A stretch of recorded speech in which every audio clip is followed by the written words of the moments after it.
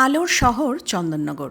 দেশ বিদেশে এই আলোর শহর চন্দননগরের খ্যাতি তার অসামান্য আলোকশিল্পের জন্যে। আর চন্দননগরের সবথেকে বড় উৎসব জগদ্ধাত্রী পুজোয় দেশ বিদেশ থেকে প্রচুর মানুষ এখানে আসেন জগদ্ধাত্রী ঠাকুর দেখতে, আর তার সাথে চন্দননগরের আলোর রোশনাই দেখতে। সাথে বহু মানুষ ভিড় করে চন্দননগরের শোভাযাত্রা দেখতে। এটা নজর কাড়া।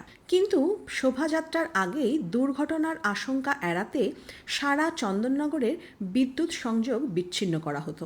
শুধুমাত্র চন্দননগরবাসীই জানত যে কী দুর্ভোগের মধ্যে দিয়ে এই দুটো দিন আমাদের কাটে। এই সময় প্রত্যেক বাড়িতেই থাকে আত্মীয় স্বজনদের ভিড়, তার সাথে বিদ্যুৎ সংযোগ বিচ্ছিন্ন এবং জলের সমস্যা। এই বছর থেকে সমস্ত সমস্যার এখানেই ইতি। আমাদের রাজ্য সরকার শহরের বিদ্যুতের তারকে মাটির তলা দিয়ে নিয়ে যাওয়ার জন্য 120 কোটি টাকা ব্যয় করেছেন। আর এই প্রকল্পের আনুষ্ঠানিক উদ্বোধন হয়েছে গত 29শে অক্টোবর 2025। এই বছর থেকে কিন্তু চন্দননগরবাসীকে আর ভোরবেলা উঠে থেকে সমস্ত কাজ সেরে রাখতে হবে না, জল ভরে রাখতে হবে না, কেননা এই বছর থেকে আর কিন্তু বিদ্যুৎ সংযোগ বিচ্ছিন্ন করা হবে না।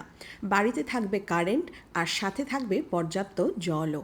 চন্দননগরের গরিমায় আরও একটা পালক যোগ হলো, আর এই সুন্দর প্রয়াসকে সমস্ত চন্দননগরবাসী সাধুবাদ জানায়।